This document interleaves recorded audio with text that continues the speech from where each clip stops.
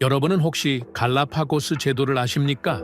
진화론의 상징이자 인류의 보물이라 불리는 그 바다에서 전 세계를 놀라게 한 사건이 벌어집니다. 갈라파고스 인근 해상에 중국 불법 조업선이 몰려들었고 상어와 희귀 어종이 무더기로 포획됐다는 소식에 국제사회는 경악할 수밖에 없었죠. 그러나 그 바다를 품은 에콰도르의 현실은 더 절박했습니다. 세계에서 가장 위험한 국가 중 하나라는 오명, 무너진 치안과 마약 카르텔, 턱없이 부족한 해군력까지 에콰도르는 분노했지만 현실은 차갑고도 냉정했습니다. 그런데 그 절박한 순간 대한민국이 조용히 움직이기 시작합니다. 몇 년 전 에콰도르의 병든 감자밭을 되살리더니 이제는 무너지는 바다 앞에 방패로 섰습니다. 어떠한 조건과 대가조차 요구하지 않고 말이죠. 국제사회는 이런 한국을 이해하지 못했습니다. 대체 한국은 지구 반대편이 작은 나라를 위해 왜 이렇게까지 나서는 것일까요? 그네막 지금 바로 시작합니다. 그 전에 잠깐 1초 만에 누를 수 있는 좋아요 버튼을 꾹 눌러주시면 영상 제작에 아주 큰 힘이 됩니다. 그럼 바로 시작하겠습니다. 자정이 넘은 시각이었습니다. 갈라파고스 작전실 레이더에 점 하나가 찍혔죠. 대수롭지 않았습니다. 이 해역에 배 한 척 지나가는 건 흔한 일이니까요. 그런데 그 점이 사라지지 않더군요. 옆에 하나가 더 생겼습니다. 그리고 또 하나, 10개가 됐습니다. 20개가 됐죠. 저는 의자에서 일어섰습니다. 화면 전체가 붉게 물들고 있었습니다. 260척. 중국 원양어선 260척이 우리 바다를 향해 밀려오고 있었던 겁니다. 한국에 연락해. 작전실이 얼어붙었죠. 저는 카를로스 에스피노사, 에콰도르 해군 전략 분석관입니다. 포를 쏘는 사람이 아니에요. 포를 쏠 필요가 있는지를 판단하는 사람이죠. 27년간 이 바다를 숫자로 읽어왔습니다. 위성 데이터, 레이더 패턴, 어선 이동 경로, 전부 제 영역이었죠. 그런데 그날 밤만큼은 숫자가 저를 집어삼키고 있었습니다. 부관이 저를 봤습니다. 중령님, 한국이라고 하셨습니까? 저는 반복하지 않았죠. 한 번이면 충분합니다. 부관의 눈에 당혹감이 떠올랐어요. 당연하죠. 미국도 아니고 유엔도 아니고 한국이라니. 그 의문은 나중에 풀어드리겠습니다. 지금은 그날 밤 이야기가 먼저예요. 왜냐하면 그날이 없었으면 저는 여기서 이 이야기를 하고 있지 않을 테니까요. 레이더 담당관이 최종 집계를 올렸습니다. 260척 확인됐습니다. 보급선과 냉동선 포함입니다. 그 보고를 듣는 순간 확신했죠. 이건 단순한 조업이 아니라는 걸요. 보급선이 따라 붙었다는 건 뭘 의미하겠습니까? 장기전을 준비했다는 뜻입니다. 냉동선이 있다는 건 잡은 걸 현장에서 바로 처리하겠다는 뜻이죠. 들어와서 싹쓸이하고 나가겠다는 겁니다. 우리 바다에서요? 갈라파고스가 어떤 곳인지 아십니까? 지구상에서 가장 독특한 생태계가 살아 숨쉬는 바다예요. 바다거북이 헤엄치고 상어가 무리지어 이동하고 세상 어디에서도 볼 수 없는 해양 생물들이 이곳에 모여 있죠. 에콰도르 사람들에게 갈라파고스는 단순한 섬이 아닙니다. 자존심이에요. 우리가 세계에 내놓을 수 있는 가장 귀한 것이죠. 그런 바다가 위협받고 있었습니다. 저는 과거를 떠올렸어요. 얼마 전 중국 어선 한 척이 갈라파고스 해역에서 적발된 적이 있었죠. 그 배 안에서 뭐가 나왔는지 아십니까? 상어 6,600마리였습니다. 대부분 지느러미만 잘린 채 쌓여 있었어요. 망치상어, 고래상어까지 전부 포함되어 있었죠. 세계가 경악했습니다. 에콰도르 국민들은 분노로 들끓었고요. 그런데 그때는 한 척이었어요. 지금은 260척입니다. 한 척도 아니고 10척도 아니고 260척이 대형을 갖추고 밀려오고 있다는 겁니까? 이걸 어떻게 하자는 겁니까? 저는 작전실 안을 둘러봤습니다. 7명이 앉아 있었죠. 아무도 입을 열지 못하고 있었어요. 두려움이 아니었습니다. 뭘 해야 하는지 모르는 거였죠. 그 침묵이 저를 더 무겁게 짓눌렀습니다. 전력 현황 보고해. 부관이 서류를 넘겼습니다. 가용 경비함 5척, 고속정 3척입니다. 현재 즉시 출항 가능한 건 2척뿐입니다. 260척 대 2척. 계산이 필요합니까? 이미 숫자에서 진 겁니다. 장비도 부족했고 예산도 빠듯했죠. 인력은 말할 것도 없었고요. 에콰도르는 강대국이 아닙니다. 남미에서도 작은 나라에 속하죠. 우리가 가진 건 이 바다를 지키겠다는 의지뿐이었는데 그 의지만으로 260척을 막을 수 있겠느냐는 겁니다. 작전 참모가 조심스럽게 입을 열었어요. 중령님, 저들은 배타적 경제수역 경계선 바로 바깥에 정렬해 있습니다. 기술적으로는 아직 침범이 아닙니다. 맞습니다. 침범은 아니었어요. 그러나 그게 더 무서운 거죠. 선을 넘지 않으면서 선을 무력화시키는 겁니다. 경계선 코앞에 260척이 떡하니 붙어 있으면 그게 무슨 뜻이겠습니까? 언제든 들어가겠다는 뜻이죠. 언제든 삼키겠다는 뜻이에요. 우리를 시험하고 있는 겁니다. 저는 창밖을 내다봤습니다. 원래 갈라파고스의 밤바다는 칠흑같이 어두워요. 별빛만 내려앉는 고요한 바다죠. 그런데 그날 밤은 완전히 달랐습니다. 수평선 끝에서 끝까지 불빛이 깔려 있었어요. 별이 아니었습니다. 선단의 조업등이었죠. 바다 위에 도시가 하나 통째로 떠 있는 것 같았습니다. 아름다운 광경이 아니에요. 소름이 끼치는 광경이었습니다. 그들은 아무 말도 하지 않았어요. 무전도 없었고 위협도 없었죠. 그냥 거기 있었습니다. 가만히 불을 밝힌 채로요. 그 침묵이 어떤 위협보다 무거웠습니다. 우리는 여기 있다. 너희가 뭘 하든 우리는 여기 있다. 말하지 않아도 들리는 메시지였죠. 1시간이 지났습니다. 상황은 달라지지 않았어요. 점들은 그 자리에 머물러 있었고 작전실의 공기는 점점 가라앉았죠. 담당관들이 번갈아 저를 쳐다봤습니다. 그 눈빛이 전부 같은 말을 하고 있었어요. 지시를 내려주십시오. 저는 계속 한 가지를 생각하고 있었습니다. 정면 대결은 불가능하죠. 외교적 항의로 260척이 물러가겠습니까? 유엔에 신고해봤자 결의안 하나 나오는데 몇 달이 걸려요. 그 사이에 우리 바다는 텅 빌 겁니다. 상어도 참치도 오징어도 전부요. 그때 머릿속에 한 장면이 스쳤습니다. 안데스 고원이었어요. 감자밭 사이로 불어오던 바람이 떠올랐죠. 흙냄새가 코끝에 번졌습니다. 그리고 떠나는 날 제 손을 잡으며 했던 그 한마디. 도움이 필요하면 연락하십시오. 솔직히 말씀드리겠습니다. 그때는 외교적 인사라고 생각했어요. 국제협력 사업에서 흔히 오가는 덕담 정도로 가볍게 넘겼죠. 그런데 이상하게도 그 말이 안 지워지더군요. 27년간 수많은 회의에 참석했고 수많은 악수를 나눴지만 유독 그 한마디만 머릿속에 남아 있었습니다. 왜 남았을까요? 그건 아마 그 사람의 눈빛 때문이었을 겁니다. 인사치레로 하는 말에는 담기지 않는 무게가 있었어요. 그걸 저는 무시했죠. 아니, 무시한 척했던 겁니다. 저는 전화기를 들었습니다. 부관이 한 번 더 물었어요. 중령님, 정말 한국입니까?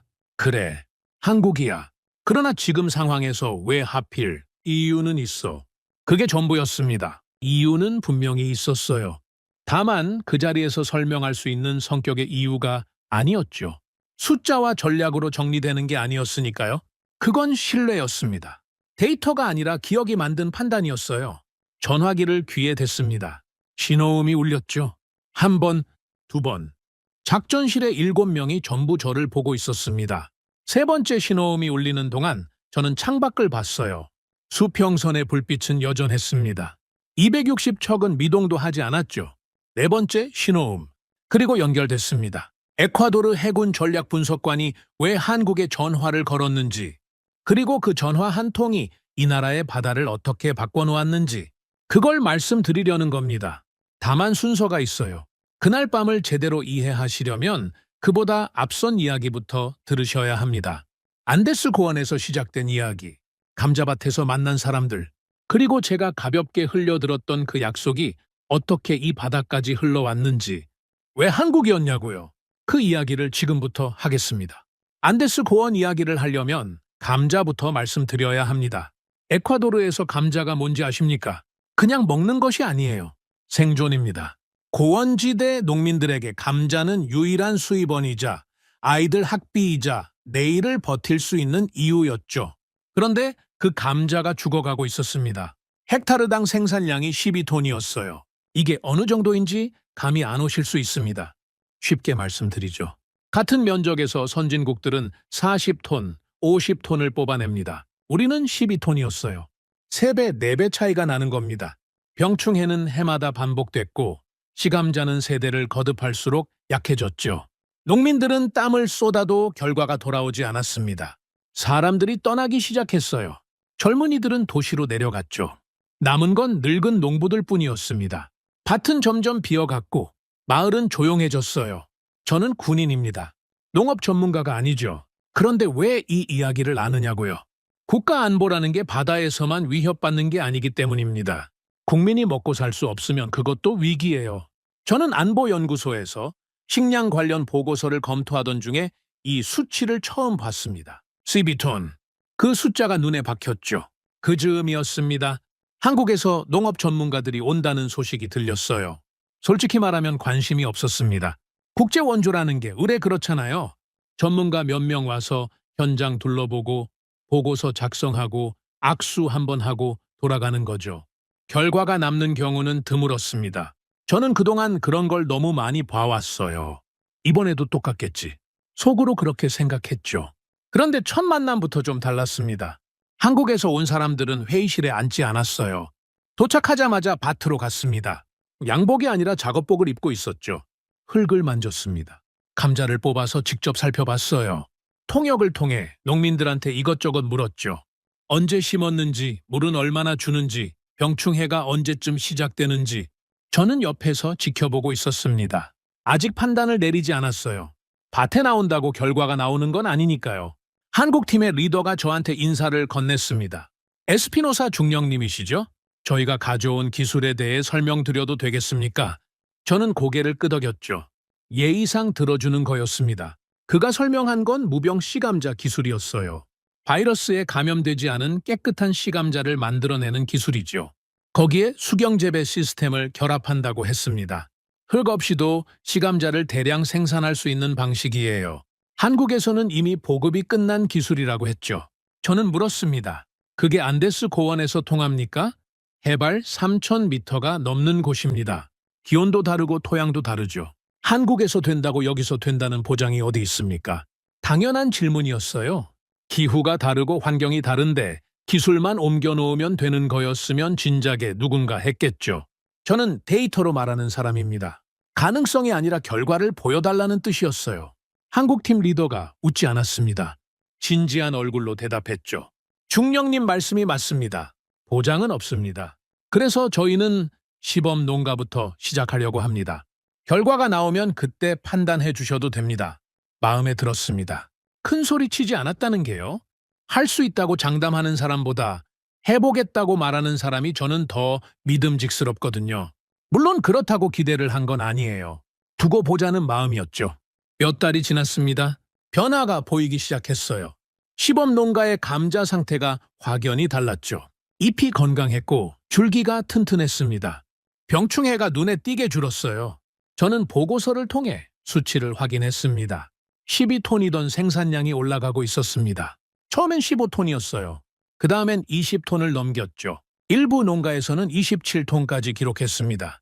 50% 증가. 이건 오차 범위가 아니에요. 명백한 변화였죠. 무병 씨감자 보급률도 3%에서 15%까지 올랐습니다. 데이터는 거짓말을 하지 않습니다. 저는 그걸 누구보다 잘 아는 사람이죠. 그 즈음 현장을 직접 방문했습니다. 보고서 수치로만 보던 것과 직접 눈으로 보는 건 다르니까요. 안데스 고원에 다시 올라갔죠. 바람이 세게 불고 있었습니다. 밭이 보였어요. 예전에 왔을 때와 확실히 달랐죠. 감자밭에 사람들이 있었습니다. 농민들이 일하고 있었어요. 비어있던 밭이 다시 채워지고 있었죠. 한 농민이 저를 알아봤습니다. 중령님, 오셨습니까? 네, 상황이 좀 나아졌다고 들었는데요. 그 농민이 감자를 하나 뽑아서 보여줬어요. 묵직했습니다. 예전 감자와는 크기부터 달랐죠. 이게 다 한국 사람들이 알려준 대로 한 겁니다. 씨감자를 바꾸니까 이렇게 되더라고요. 옆에 있던 다른 농민이 끼어들었습니다. 중령님, 저는 이제 아이를 학교에 보낼 수 있습니다. 그 한마디에 저는 잠시 말을 잃었어요. 감자 생산량이 늘었다는 건 수치상의 변화죠. 하지만 아이를 학교에 보낼 수 있게 됐다는 건 삶이 바뀌었다는 뜻입니다. 12톤과 27톤의 차이가 숫자의 차이가 아니라 한 가정의 운명을 가르는 차이였던 거예요. 저는 한국팀이 일하는 모습을 지켜봤습니다. 뭐가 특별했냐고요? 조건을 달지 않았다는 겁니다. 다른 원조는 을에 뭔가가 따라붙었어요. 보고서를 써야 하고 성과를 수치화해야 하고 사진을 찍어서 본국에 보내야 하고 그런 것들이 항상 있었죠. 한국팀은 달랐습니다. 그냥 일했어요? 농민들 옆에서 같이 흙을 만졌죠. 통역이 없는 상황에서도 손짓 발짓으로 소통했습니다. 언어가 안 통하는데 웃음은 통하더군요. 농민들이 한국 사람들을 좋아하기 시작했어요. 이 사람들은 가르치러 온 게 아니라 같이 하러 왔다는 걸 알았던 거죠. 저는 속으로 인정하고 있었습니다. 이건 우연이 아니다. 결과가 만들어지고 있다. 다만 군인이라는 게 그렇잖아요. 쉽게 감동받으면 판단이 흐려지죠. 저는 여전히 관찰자의 위치를 유지하고 있었습니다. 그리고 한국 팀이 떠나는 날이 왔어요. 환송 자리가 있었죠. 거창한 건 아니었습니다. 농민 몇 명이 모이고 지역 관계자들이 인사를 나누는 정도였어요. 저도 참석했습니다. 예의상이었죠. 자리가 끝나고 사람들이 흩어졌습니다. 한국팀 리더가 제게 다가왔어요. 처음에 시범농가 이야기를 했을 때 그 진지한 얼굴, 여전했습니다. 에스피노사 중령님, 네, 저희가 여기서 한 일은 시작일 뿐입니다. 앞으로도 기술 지원은 계속될 겁니다. 저는 고개를 끄덕였죠. 통상적인 마무리 인사겠거니 했습니다. 그런데 그 다음 말이 달랐어요. 그리고 한 가지만 기억해 주십시오. 그가 제 손을 잡았습니다. 악수가 아니었어요. 두 손으로 감싸 쥐었죠. 우리는 받은 것을 잊지 않습니다. 70년 전 약속을 잊지 않았습니다. 도움이 필요하면 연락하십시오. 저는 그 눈을 봤습니다. 외교적 미소가 아니었어요. 거기엔 무게가 있었죠. 제가 27년간 숱한 외교 행사에서 봐온 그런 가벼운 눈빛이 아니었습니다. 하지만 저는 군인이에요. 감사합니다. 그렇게만 답했죠. 속으로는 이렇게 생각했습니다. 외교적 인사겠지. 국제협력 사업이 끝날 때 의뢰하는 덕담이겠지. 저는 그 말을 가볍게 넘겼습니다. 아니, 가볍게 넘긴 척했던 겁니다. 이상하게 그 말이 안 지워지더군요. 회의에 앉아있을 때도 레이더 화면을 볼 때도 문득문득 떠올랐어요. 우리는 받은 것을 잊지 않습니다. 그게 왜 머릿속에서 맴돌았는지 저도 몰랐습니다. 그냥 남아있었어요. 지울 수 없는 메모처럼요. 감자 이야기가 왜 중요하냐고요? 이건 감자 이야기가 아닙니다. 신뢰가 어디서 시작되는지에 대한 이야기예요. 결과를 만들어낸 사람을 저는 기억합니다. 큰 소리 치지 않고 조건 달지 않고 해보겠다고 말하고 실제로 해낸 사람들. 그런 사람들이 한 약속은 가볍지 않죠. 물론 그때의 저는 그걸 알면서도 인정하지 않았습니다. 군인의 습관이죠. 감정으로 판단하면 안 되니까요. 그리고 시간이 흘렀어요. 안데스 고원의 감자밭은 점점 바뀌어갔습니다. 무병 씨감자 보급이 확대됐고 더 많은 농가에서 생산량이 올랐죠. 떠났던 젊은이들 중 일부가 돌아오기 시작했어요. 작은 변화였지만 방향이 분명한 변화였습니다. 한국이라는 나라가 우리 땅에 남긴 건 기술만이 아니었어요. 가능하다는 증거를 남긴 겁니다. 저는 그 데이터를 파일에 저장해뒀습니다. 농업보고서 파일이었죠. 군인이 왜 농업 파일을 갖고 있느냐고요? 글쎄요. 저도 그때는 왜 저장했는지 몰랐습니다. 그냥 버리면 안 될 것 같았어요. 그리고 얼마 지나지 않아 저는 그 파일을 다시 열게 됩니다. 아니, 정확히 말하면 그 파일을 열 수밖에 없는 상황이 닥친 거죠. 안데스에서 시작된 이야기가 바다에서 다시 이어지게 될 줄은 그때 저는 상상도 못했습니다. 그들이 했던 그 말, 도움이 필요하면 연락하십시오. 그게 인사치레가 아니었다는 걸 깨닫는 데는 그리 오랜 시간이 필요하지 않았어요. 그 파일을 다시 연 건 예상보다 빨랐습니다. 안데스 고원에서 돌아온 뒤로 일상은 평소와 다를 게 없었죠. 레이더를 보고 데이터를 분석하고 보고서를 쓰는 변함없는 날들이었어요. 감자밭 이야기는 머릿속 어딘가에 접혀 있었습니다. 그런데 어느 날 상부에서 회의 소집이 내려왔어요. 안보연구소 전체 분석관이 모이는 자리였습니다. 흔한 일은 아니었죠. 저는 회의실에 들어가면서 분위기가 심상치 않다는 걸 느꼈습니다. 벽면 스크린에 지도가 띄워져 있었어요. 태평양이었죠? 그리고 그 위에 붉은 선이 여러 개 그어져 있었습니다. 소장이 입을 열었습니다. 최근 남태평양 해역에서 불법 조업 활동이 급증하고 있다. 우리 배타적 경제수역 인근에서도 미확인 선박의 이동이 포착되고 있다. 새로운 정보는 아니었어요. 불법 조업 문제는 어전을 일이 아니니까요. 하지만 소장의 다음 말에서 분위기가 바뀌었습니다. 한국 측에서 해양 협력을 제안해왔다. 저는 고개를 들었죠. 농업 지원을 넘어서 해양 감시 기술과 경비 역량 강화를 함께 논의하자는 내용이다. 장비 지원 가능성도 포함돼 있다. 회의실이 술렁였습니다. 당연하죠. 농업 원조를 하던 나라가 갑자기 바다 이야기를 꺼낸 겁니다. 분석관 몇 명이 고개를 갸우뚱했어요. 저도 처음에는 의아했습니다. 한 참모가 손을 들었죠. 한국이 왜 우리 해역에 관심을 갖는 겁니까? 지리적으로 가깝지도 않고 직접적인 이해관계가 있는 것도 아닌데요. 타당한 질문이었습니다. 솔직히 저도 같은 생각을 했으니까요. 한국은 태평양 반대편에 있는 나라예요. 갈라파고스와는 지구 반 바퀴를 돌아야 닿는 거리죠. 그런 나라가 왜 우리 바다에 신경을 쓰겠습니까? 소장이 설명을 이어갔습니다. 한국은 원양어업 분야에서 세계적인 경험을 갖고 있다. 불법 조업 단속에서도 상당한 성과를 냈고, 최근에는 해양 감시 기술을 개발도상국과 공유하는 프로그램을 운영하고 있다. 자료가 스크린에 떴어요. 한국 해경의 단속 실적이었습니다. 숫자를 보고 저는 눈을 의심했죠. 불법 조업선 납포 건수가 연간 600척이 넘었습니다. 600척이에요. 우리가 1년에 납포하는 건수의 몇 배인지 계산이 안 될 정도였죠. 하지만 숫자만으로 판단하면 안 됩니다. 저는 그걸 잘 아는 사람이에요. 회의가 끝난 뒤 저는 사무실로 돌아와서 자료를 다시 펼쳤습니다. 한국 해양 경비 관련 데이터를 하나하나 뜯어봤죠. 장비 사양, 운용 방식, 단속 절차, 국제법 적용 사례 꼼꼼하게 살펴봤습니다. 그러다 문득 한 가지가 떠올랐어요. 감자 파일이었죠. 서랍에서 꺼냈습니다. 안데스 고원 농업 협력 보고서. 제가 왜인지 모르게 버리지 못했던 그 파일이에요. 펼쳐서 숫자를 다시 확인했습니다. 12톤에서 27톤, 보급률 3%에서 15%, 50% 생산량 증가. 두 개의 파일을 나란히 놓고 봤죠. 하나는 감자, 하나는 바다. 분야는 완전히 달랐습니다. 그런데 패턴이 같았어요. 큰 소리 치지 않고, 조건 달지 않고, 시범부터 시작해서 결과로 증명하는 방식. 감자에서 그렇게 했고, 해양에서도 같은 방식을 제안하고 있었던 겁니다. 저는 의자에 기대 앉아서 천장을 봤습니다. 농업에서 결과를 만든 나라가 바다에서는 다를까요? 그럴 수도 있죠. 분야가 다르니까요. 하지만 일하는 방식이 같은 사람들이 다른 분야에서 갑자기 엉터리를 낼 가능성은 얼마나 될까요? 데이터로 말하는 사람, 해보겠다고 하고 실제로 해내는 사람. 그런 사람들이 바다에서 갑자기 못할 이유가 있겠습니까?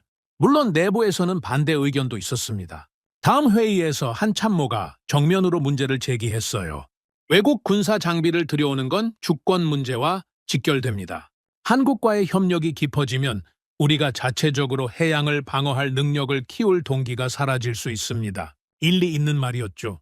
저도 그 부분은 동의했습니다. 외부에 의존하면 스스로 서는 힘이 약해질 수 있으니까요. 그리고 정치적으로도 부담입니다. 특정 국가와 군사적 협력을 강화하면 다른 나라들이 어떻게 볼지 모릅니다. 이것도 맞는 말이에요. 외교는 한쪽과 가까워지면 다른 쪽이 멀어지는 게임이니까요. 에콰도르 같은 작은 나라는 특히 조심해야 하죠. 소장이 저를 봤습니다. 에스피노사, 자네 의견은? 저는 잠시 생각했어요. 그리고 입을 열었죠. 저는 데이터로 판단하는 사람입니다. 회의실이 조용해졌습니다. 안데스 고원에서 한국팀이 한 일을 저는 직접 봤습니다. 감자 생산량이 12톤에서 27톤으로 올랐죠. 보급률은 5배가 됐고요. 그건 말이 아니라 결과입니다. 참모가 반박했어요. 감자와 바다는 다릅니다, 중령님. 물론 다르죠. 하지만 결과를 만드는 방식은 같습니다. 조건을 달지 않고 현장에서 시작하고 시범으로 증명하는 방식. 그게 감자에서 통했고 단속 실적을 보면 바다에서도 통하고 있어요. 연간 600척 납포는 우연이 아닙니다. 회의실이 다시 조용해졌습니다. 저는 마지막으로 한마디를 덧붙였죠. 저는 한국을 믿자는 게 아닙니다. 데이터를 믿자는 겁니다. 회의 결과는 조건부 수용이었습니다. 해양 협력을 시범적으로 시작하되 단계적으로 확대하기로 했죠. 전면적인 합의가 아니라 조심스러운 첫걸음이었어요. 하지만 문이 열린 건 확실했습니다. 그 뒤로 실무 작업이 시작됐죠. 한국에서 보내온 장비 목록을 검토했습니다. 경비함 사양을 분석했어요. 레이더 성능, 통신 장비, 단속 지원 시스템 하나하나 뜯어봤죠. 저는 무기를 다루는 사람이 아닙니다. 그러나 장비의 성능을 판단하는 건 제 영역이에요. 숫자를 읽으면 그 장비가 어디까지 할 수 있는지가 보이거든요. 솔직히 놀랐습니다. 한국이 보내준 장비는 최신형이 아니었어요. 화려하지도 않았죠. 그런데 실전에 맞게 설계돼 있었습니다. 넓은 해역을 적은 인원으로 감시할 수 있도록 최적화된 구조였어요. 마치 에콰도르의 상황을 알고 만든 것처럼요. 돈이 많은 나라의 장비가 아니라 돈이 부족한 나라가 써야 하는 장비였습니다. 이건 물건을 파는 게 아니었어요. 쓸 수 있는 걸 주는 거였죠. 운용 훈련도 시작됐습니다. 한국에서 교관이 왔어요. 안데스에서 농업 전문가가 작업복을 입고 밭에 나갔던 것처럼 해양 교관들도 배에 올랐습니다. 우리 승조원들과 같이 탔어요. 같은 파도를 맞았죠. 같은 바람을 맞으며 훈련했습니다. 승조원 하나가 저한테 말했어요. 중령님, 한국 교관들이 좀 이상합니다. 뭐가?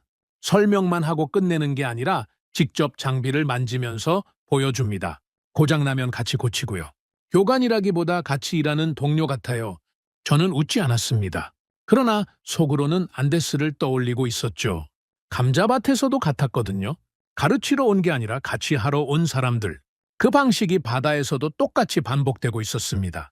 하지만 쉬운 과정은 아니었어요. 내부 긴장은 계속됐습니다. 반대파는 여전히 목소리를 냈죠. 외국 장비에 의존하면 안 된다. 우리 힘으로 지켜야 한다. 맞는 말이에요.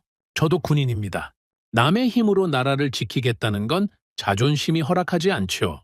그런데 저는 한 가지를 분명히 알고 있었습니다. 자존심으로 260척을 막을 수는 없다는 걸요. 자존심은 소중합니다. 그러나 자존심만으로 바다를 지킬 수 있었으면 우리는 진작에 지키고 있었을 겁니다. 장비가 부족하고 인력이 부족하고 예산이 부족한 현실에서 도움을 거부하는 건 용기가 아니에요. 그건 어리석음이죠. 물론 아무한테나 손을 내밀 수는 없습니다. 도움에는 대가가 따르는 법이니까요. 그래서 중요한 건 누구의 손을 잡느냐는 겁니다. 대가를 요구하지 않는 손, 조건을 달지 않는 손, 결과로 증명한 손. 저는 그런 손을 잡아야 한다고 판단했어요. 훈련은 몇 달간 이어졌습니다. 경비함 운용 숙련도가 올라갔고 해역 감시 범위가 넓어졌죠. 우리 승조원들의 눈빛이 달라지기 시작했어요. 예전에는 260척이라는 숫자 앞에서 주눅이 들었던 사람들이 이제는 장비를 점검하며 단단한 얼굴을 하고 있었습니다. 어느 날 밤, 저는 사무실에서 혼자 2개의 파일을 다시 펼쳐봤어요. 감자 파일, 해양 파일. 12톤에서 27톤으로 바뀐 감자. 연간 600척을 납포하는 해양 경비 실적. 같은 나라가 만든 2개의 결과였죠. 그리고 그 사이에 한 문장이 있었습니다. 도움이 필요하면 연락하십시오. 저는 그때 처음으로 인정했어요. 그 말은 인사치레가 아니었다는 걸요. 그건 진짜 약속이었습니다. 안데스에서 감자를 바꿔놓은 사람들이 이제 바다를 바꾸려 하고 있었어요. 결과로 말하는 사람들이 다시 결과를 들고 온 겁니다. 농업에서 증명된 나라가 바다에 들어왔죠. 저는 파일을 덮었습니다. 그리고 창밖을 봤어요. 밤바다가 보였죠. 조용했습니다. 아직은요. 하지만 저는 알고 있었습니다. 이 고요함이 언제까지 계속되지는 않을 거라는 걸요. 그래서 준비해야 했고, 그래서 손을 잡은 겁니다. 그리고 얼마 지나지 않아 그날 밤이 왔습니다. 레이더가 붉게 물들던 그 밤, 260척이 몰려오던 그 밤, 작전실이 얼어붙고 부관이 저를 바라보던 그 순간, 저는 망설이지 않았어요. 왜냐고요? 이미 답을 알고 있었으니까요. 숫자가 아니라 기억이 그 답을 만들어놨습니다. 감자밭에서 시작된 신뢰가 바다에서 확신이 된 거죠. 한국에 연락해. 그 한마디는 그날 밤 즉흥적으로 나온 게 아니었습니다. 안데스에서 시작되고 장비 앞에서 확인되고 훈련 속에서 단단해진 판단이었죠. 오랜 시간에 걸쳐 쌓인 겁니다. 이제 진짜 이야기가 시작됩니다. 260척이 우리 바다를 어떻게 압박했는지, 그 압박 속에서 우리가 어떻게 버텼는지, 그리고 한국이라는 나라가 이 바다에서 실제로 무엇을 했는지 그 이야기를 하겠습니다. 바다가 달라지기 시작한 건 아무 예고 없이였습니다. 레이더 화면은 매일 확인하는 거죠. 27년간 하루도 빠진 적 없었어요. 점 하나의 움직임도 놓치지 않는 게 제 일이었으니까요. 그런데 그날은 화면을 보는 순간 뭔가 다르다는 걸 느꼈습니다. 점들이 움직이고 있었어요. 무질서하게가 아니었습니다. 정렬된 채로요. 260척이 대형을 바꾸고 있었죠. 처음 나타났을 때는 경계선 바깥에 흩어져 있었습니다. 넓게 퍼져서 조업하는 것처럼 보였어요. 그런데 이제는 달랐습니다. 강역이 좁아지고 있었죠? 열을 맞추듯 정렬하더니 우리 배타적 경제수역 경계선을 따라 일렬로 늘어서기 시작한 겁니다. 저는 담당관을 불렀습니다. 이 배치 패턴 언제부터 변한 거야? 어젯밤부터입니다. 새벽 사이에 재배치된 것으로 보입니다. 하룻밤 사이에 260척이 대형을 바꿨다는 겁니다. 이게 무슨 뜻인지 아십니까? 어선단이 스스로 그런 움직임을 하지는 않아요. 누군가 지휘하고 있다는 뜻이죠. 통제 체계가 있다는 뜻입니다. 이건 조업이 아니에요. 작전이었습니다. 제가 가장 주목한 건 보급선의 위치였어요. 보급선 4척이 선단 후방에 자리 잡고 있었습니다. 냉동선 6척은 그 뒤에 대기하고 있었죠. 전형적인 후방 지원 배치예요. 군사 용어로 말하면 병참선 구축입니다. 어선단이 병참선을 갖추고 있다는 건 뭘 의미하겠습니까? 장기전을 준비했다는 뜻이죠. 들어왔다 나가는 게 아니라 버티겠다는 겁니다. 우리 코앞에서요. 작전 참모가 다가왔습니다. 중령님, 한 가지 더 보고 드릴 게 있습니다. 뭔데? 선단 외곽의 선박 32척에서 자동식별 장치 신호가 사라졌습니다. 저는 화면을 다시 봤어요. 점들 사이에 빈 공간이 보였습니다. 원래 있어야 할 점이 없는 거죠. 자동식별 장치라는 건 모든 선박이 의무적으로 켜놓아야 하는 위치 송신 장비입니다. 이걸 끈다는 건 자기 위치를 숨기겠다는 뜻이에요. 국제법 위반이죠. 의도적입니까? 패턴으로 보면 의도적입니다. 경계선에 가까운 선박일수록 신호가 꺼져 있습니다. 소름이 돋았습니다. 경계선 근처에 있는 배들만 골라서 신호를 끈 거예요. 왜 그러겠습니까? 경계선을 넘을 준비를 하고 있는 겁니다. 넘더라도 추적할 수 없게 만들려는 거죠. 단속을 피하기 위한 전술이었습니다. 저는 지도 위에 표시를 했어요. 신호가 꺼진 선박의 마지막 확인 위치를 하나하나 찍었죠. 32개의 점이 경계선을 따라 반원형으로 분포돼 있었습니다. 마치 문을 열기 직전에 손잡이를 잡고 있는 모양이었어요. 이건 어선단이 아니야. 저도 모르게 중얼거렸습니다. 옆에 있던 부관이 들었죠. 중령님, 아무것도 아니야. 아무것도 아닌 게 아니었습니다. 저는 확신하고 있었어요. 이건 조직적인 해양 침투 작전이라는 걸요. 어선이라는 외피를 쓰고 있지만 실체는 완전히 다른 겁니다. 밤이 되면 상황은 더 심해졌습니다. 갈라파고스 앞바다의 밤은 원래 칠흑같이 어둡죠. 별빛만 내려앉는 고요한 바다. 그게 이 해역의 밤이었어요. 그런데 이제는 수평선 전체가 빛나고 있었습니다. 260척의 조업등이 밤마다 바다를 뒤덮었죠. 불빛의 벽이었어요. 한 번은 야간 순찰을 나간 경비정이 보고를 올렸습니다. 중령님, 직접 보셔야 합니다. 바다가 나처럼 밝습니다. 저는 경비정에 탑승했어요. 항구를 나서자마자 보였습니다. 수평선이 주황빛으로 물들어 있었죠. 가까이 갈수록 선단의 규모가 실감됐습니다. 배 한 척 한 척이 축구장 크기였어요. 그게 260척이 늘어서 있는 겁니다. 엔진 소리가 바다 위를 가득 채우고 있었습니다. 쉴 새 없이 윙윙거리는 소리, 그물이 물속으로 내려가는 소리, 크레인이 돌아가는 소리. 바다가 공장이 된 것 같았어요. 쉬지 않고 돌아가는 거대한 공장. 부관이 옆에서 말했죠. 저들은 잠을 자지 않는 것 같습니다. 맞았어요. 24시간 교대로 조업하고 있었습니다. 한 조가 끝나면 다음 조가 바로 투입되는 거죠.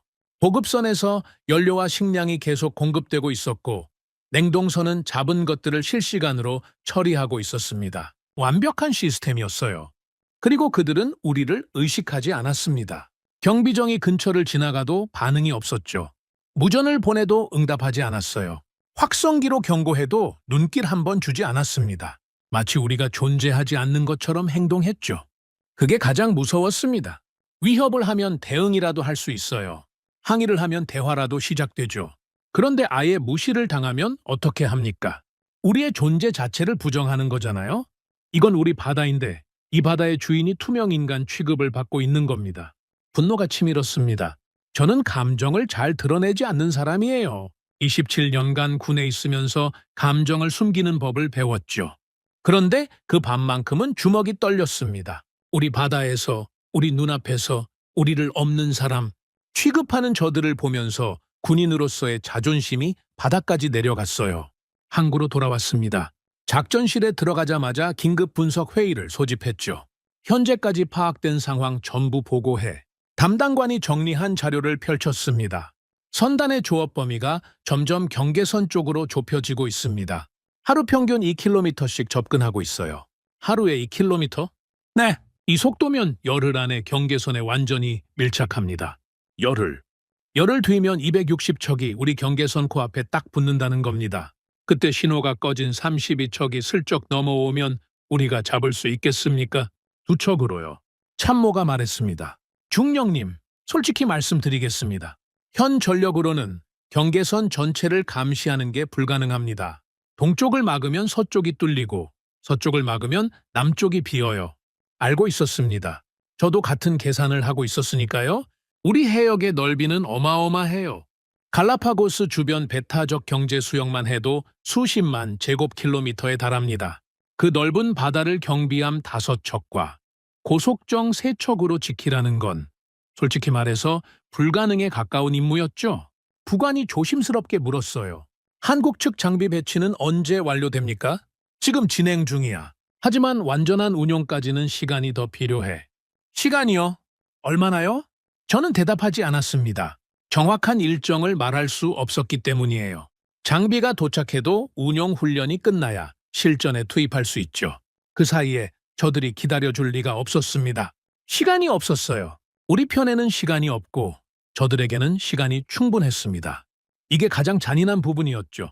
260척은 기다릴 수 있었어요. 보급선이 있으니까요. 냉동선이 있으니까요. 교대 인력이 있으니까요. 한 달이든 2달이든 저 자리에 버틸 수 있는 겁니다. 우리는 그렇지 못했죠. 경비함 연료는 한정돼 있었습니다. 승조원 교대도 빠듯했어요. 예산은 이미 한계에 다다르고 있었죠. 시간이 길어지면 길어질수록 불리한 쪽은 우리였습니다. 저는 밤마다 작전실에 남았어요. 레이더 화면을 보면서 점들의 움직임을 추적했죠. 패턴을 분석했습니다. 어떤 시간대에 어떤 방향으로 이동하는지, 보급선과의 접촉 주기는 어떤지, 신호가 꺼지는 선박의 규칙성은 있는지 하나하나 기록했어요. 데이터는 하나의 결론을 가리키고 있었습니다. 저들은 준비가 끝났다는 거예요. 경계선 바깥에서 충분히 태세를 갖추고 우리의 대응 능력을 관찰하고 빈틈을 찾아내는 작업이 거의 마무리됐다는 뜻이었죠. 다음 수순은 뻔했습니다. 들어온다는 거죠. 경계선을 넘는다는 겁니다. 새벽이었습니다. 작전실에 저 혼자 남아 있었어요. 커피는 이미 식어 있었죠. 레이더 화면에 붉은 점들이 깜빡이고 있었습니다. 260개의 점, 하나하나가 수백 톤짜리 선박이에요. 그 안에 수천 명의 사람이 타고 있죠. 그들은 자기 일을 하고 있는 겁니다. 명령 받은 대로 움직이고 시킨 대로 잡고 정해진 대로 처리하는 거예요. 그들에게 갈라파고스는 아무 의미가 없었을 겁니다. 바다거북도, 상어도, 희귀 생물도 그들에게는 그냥 톤수로 환산되는 자원일 뿐이었겠죠. 그 생각이 드니까 분노보다 슬픔이 먼저 왔어요. 우리가 목숨 걸고 지키려는 이 바다가 저들에게는 그저 돈벌이 현장에 불과하다는 사실. 그게 가장 견디기 어려웠습니다. 하지만 슬퍼할 시간은 없었죠. 저는 자리에서 일어났습니다. 상황판을 다시 정리했어요. 가용 전력, 배치 계획, 대응 시나리오. 260척을 한꺼번에 막을 수는 없습니다. 그러나 전부 막을 필요도 없었어요. 핵심은 경계선을 넘는 선박을 잡아내는 거죠. 증거를 확보하고 기록을 남기고 국제법에 따라 대응하는 겁니다. 저는 한국에서 받은 장비 목록을 다시 펼쳤어요. 아직 완전히 배치되지 않은 장비들이 있었죠. 하지만 일부는 이미 운용 가능한 상태였습니다. 2척이 전부가 아니었어요. 우리에겐 준비해온 것들이 있었습니다. 감자밭에서 시작된 인연이 가져다준 장비와 기술, 그리고 훈련. 숫자로는 졌지만 그래도 맨몸은 아니었죠. 저는 작전실 벽에 걸린 갈라파고스 해역 지도를 봤습니다. 이 바다를 27년간 지켜온 겁니다. 폭풍도 견뎠고 밀렵선도 잡았고 예산이 없어도 버텨왔죠. 260척이 왔다고 물러설 수는 없었습니다. 이건 숫자 싸움이 아니에요. 의지의 싸움이죠. 그리고 저는 결심했습니다. 기다리지 않겠다고요. 저들이 들어오기 전에 우리가 먼저 나가야 한다고요. 이제 말이 아니라 행동으로 답해야 할 때였습니다. 추락 명령을 내린 건 새벽이었습니다. 아직 해가 뜨기 전이었죠. 작전실에서 밤을 사온 채로 결정을 내렸어요. 더 이상 기다릴 수 없었습니다. 저들이 경계선을 넘기 전에 우리가 먼저 바다에 나가야 했죠. 경비함 2척. 그게 당장 쓸 수 있는 전부였습니다. 부관이 출항 준비 상황을 보고했어요. 1번 함, 2번 함 모두 연료 충전 완료. 승조원 탑승 완료했습니다. 장비 상태는 한국 측 레이더 보조 시스템 장착 완료. 영상 기록 장비도 정상 가동 중입니다. 저는 고개를 끄덕였죠. 영상 기록 장비, 이게 핵심이었습니다. 우리가 260척과 힘으로 싸울 수는 없어요. 그러나 기록은 할 수 있죠. 증거를 남기는 겁니다. 국제법 앞에서는 총알보다 영상 한 편이 더 강한 무기가 되니까요. 항구를 나섰습니다. 저도 일본함에 탑승했어요. 지휘관이 작전실에만 앉아 있으면 안 된다고 생각했죠. 이건 직접 봐야 하는 상황이었습니다. 배가 항구를 벗어나자 바람이 세게 불었어요. 파도가 높았습니다. 경비함이 출렁거렸죠. 승조원들이 난간을 잡고 서 있었습니다. 아무도 말이 없었어요. 긴장이 공기처럼 배 전체를 감싸고 있었죠. 항해사가 보고했습니다. 목표 해역까지 약 3시간 소요됩니다. 3시간. 그 3시간이 얼마나 길었는지 모릅니다. 엔진 소리만 울리는 바다 위에서 아무도 입을 열지 않았어요. 각자 자기 생각에 잠겨 있었죠. 저는 선교에 서서 수평선을 바라봤습니다. 아직은 어두웠어요. 그러나 수평선 너머에서 희미한 빛이 보이기 시작했습니다. 선단의 조업등이었죠. 아직 먼 거리인데도 빛이 보일 정도면 그 규모가 어느 정도인지 짐작이 가시겠죠. 1시간이 지나자 빛이 선명해졌습니다. 2시간이 지나자 개별 선박의 윤곽이 보이기 시작했어요. 그리고 3시간째 우리는 선단의 외곽에 도달했습니다. 숨이 막혔습니다. 레이더 화면으로 보는 것과 눈으로 직접 보는 건 완전히 다른 차원이었어요.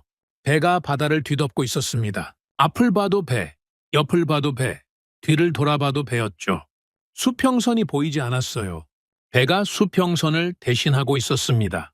한 척 한 척이 거대했죠. 우리 경비함의 3배, 4배 크기의 선박들이 줄지어 떠 있었습니다. 승조원 하나가 중얼거렸어요. 이걸 어떻게 막습니까? 저는 그 말을 못 들은 척했습니다. 들었으면 대답해야 하니까요. 그런데 솔직히 저도 같은 생각을 하고 있었어요. 이걸 어떻게 막지? 2척으로. 이 거대한 벽 같은 선단을 2척짜리 경비함으로 어떻게 상대하지? 하지만 물러설 수는 없었죠. 저는 명령을 내렸습니다. 경계선 감시 태세 진입. 전 승조원 배치 완료하라. 배가 움직이기 시작했어요. 경계선을 따라 순찰 기동에 들어갔죠. 우리가 할 수 있는 건 경계선 위에 서서 지켜보는 것이었습니다. 넘어오면 잡는다. 단순하지만 그게 우리의 임무였어요. 1시간이 지났습니다. 2시간이 지났죠. 선단은 미동도 하지 않았어요. 경계선 바깥에 정렬한 채 조업을 계속하고 있었습니다. 그물이 올라오고 내려가는 게 반복됐죠. 크레인 소리가 끊이지 않았어요. 마치 우리를 무시하듯이 자기 일만 하고 있었습니다. 그때 레이더 담당관이 소리쳤습니다. 경계선 남동쪽 소형 선박 3척 이동 중. 속도 증가하고 있습니다. 저는 화면을 봤어요. 선단 외곽에서 작은 점 3개가 분리되고 있었습니다. 경계선을 향해 움직이고 있었죠. 자동 식별 장치 신호는 없었습니다. 꺼져 있었어요. 거리? 경계선까지 약 3km. 접근 속도 12노트. 빠르지는 않았어요. 그러나 방향이 분명했습니다. 경계선을 향해 일직선으로 오고 있었죠. 영상 기록 시작해. 기록 시작합니다. 카메라가 돌아가기 시작했어요. 이 순간부터 모든 게 기록됩니다. 영상이 곧 증거가 되는 거죠. 소형 선박 3척이 점점 가까워졌습니다. 2km, 1.5km, 1km예요. 경계선까지의 거리가 계속 줄어들었어요. 무전 보내. 통신관이 국제 공통 주파수로 무전을 쐈습니다. 미확인 선박, 여기는 에콰도르 해군입니다. 현재 귀선은 에콰도르 배타적 경제수역 경계에 접근하고 있습니다. 즉시 항로를 변경하십시오. 응답이 없었어요. 다시 보내. 미확인 선박 반복합니다. 즉시 항로를 변경하십시오. 응답하십시오. 잡음만 흘렀습니다. 응답이 돌아오지 않았죠. 저는 확성기를 지시했어요. 확성기 출력 최대로 올려. 직접 경고해. 확성기에서 경고 방송이 터져 나왔습니다. 스페인어, 영어, 중국어 순서로 반복됐죠. 바다 위에 경고음이 울려 퍼졌어요. 누가 들어도 알아들을 수 있는 명확한 메시지였습니다. 그래도 반응이 없었습니다. 세척은 계속 다가오고 있었어요. 500m. 경계선까지 500m. 이 거리에서는 맨눈으로 배의 형태가 보였습니다. 소형 어선이었죠. 그물을 내린 상태였어요. 조업하면서 접근하는 것처럼 위장하고 있었습니다. 400m, 300m. 선교의 긴장이 감돌았어요. 승조원들의 손이 떨리고 있었습니다. 저도 솔직히 심장이 빠르게 뛰고 있었죠. 300m면 충돌거리예요. 저쪽이 방향을 틀지 않으면 부딪힐 수 있는 거리입니다. 부관이 물었어요. 중령님, 어떻게 하시겠습니까? 저는 잠시 생각했습니다. 이 순간이 갈림길이라는 걸 알고 있었죠. 물러서면 저들은 다음에도 들어옵니다. 그 다음에도, 그다음에도요. 한번 물러서면 다시는 이 선을 지킬 수 없어요. 전진해. 전진입니까? 경계선 위에서 한 발짝도 물러서지 마. 1번 함이 전진했습니다. 경계선 정확히 위에 위치를 잡았죠. 이번 함은 측면에서 지원 태세를 갖추었어요. 두 척이 나란히 경계선 위에 섰습니다. 260척 앞에 두 척이 길을 막고 선 겁니다. 소형 선박 세 척이 200m까지 접근했어요. 그리고 멈췄습니다. 숨이 멎는 순간이었죠. 엔진 소리만 울리고 파도 소리만 찰랑거리는 바다 위에서 우리와 저들이 마주보고 있었습니다. 200m. 서로의 얼굴이 보이는 거리예요. 저쪽 선원들이 갑판 위에 서서 우리를 쳐다보고 있었습니다. 1분이 지났어요. 2분이 지났죠. 아무 일도 일어나지 않았습니다. 세 척은 그 자리에 멈춘 채 미동도 하지 않았어요. 우리도 움직이지 않았죠. 바다 위에서 무건의 대치가 이어졌습니다. 3분째 소형 선박 한 척이 천천히 방향을 틀었어요. 왼쪽으로 돌았습니다. 경계선을 따라 옆으로 빠지기 시작했죠. 두 번째 배도 따라 돌았어요. 세 번째 배도요. 물러간 겁니다. 작전실에서 탄식 같은 한숨이 터져 나왔어요. 승조원 몇 명이 고개를 숙이고 깊게 숨을 내쉬었죠. 긴장이 한꺼번에 풀리는 소리가 들렸습니다. 하지만 저는 긴장을 풀지 않았어요. 계속 감시해. 저들은 한 번만 시도하지 않아. 제 예감은 맞았습니다. 4시간 뒤 이번엔 반대편이었어요. 경계선 서쪽에서 소형 선박 5척이 접근하기 시작했죠. 아까보다 숫자가 늘었습니다. 동쪽을 막으니까 서쪽으로 온 거예요. 이번 함을 서쪽으로 보냈습니다. 같은 절차를 반복했죠. 무전, 확성기, 전진. 5척도 경계선 앞에서 멈추었다가 돌아갔어요. 그런데 문제가 생겼습니다. 이번 함이 서쪽에 가 있는 동안 동쪽이 비었던 거예요. 그 틈을 놓치지 않았습니다. 동쪽에서 소형 선박 2척이 경계선을 넘었어요. 레이더 담당관이 외쳤죠. 침범입니다. 동쪽 해역 소형 선박 2척 경계선 돌파. 저는 이를 악물었습니다. 예상했던 시나리오였어요. 한쪽을 막으면 다른 쪽이 뚫리는 거죠. 전력이 부족하니까 일어나는 일이었습니다. 1번 함 전속력 동쪽으로. 추적 개시. 경비함이 전속력으로 방향을 틀었어요. 파도를 가르며 달렸죠. 침범한 2척을 향해 돌진했습니다. 거리가 좁혀지기 시작했어요. 한 척은 우리를 보더니 바로 방향을 틀었습니다. 경계선 밖으로 도주한 거예요. 하지만 나머지 한 척은 달랐어요. 도망가지 않았습니다. 그물을 내린 채 조업을 계속하고 있었죠. 우리 해역 안에서요. 정선 명령 보내. 에콰도르 해군입니다. 귀선은 에콰도르 배타적 경제 수역을 침범했습니다. 즉시 정선하십시오.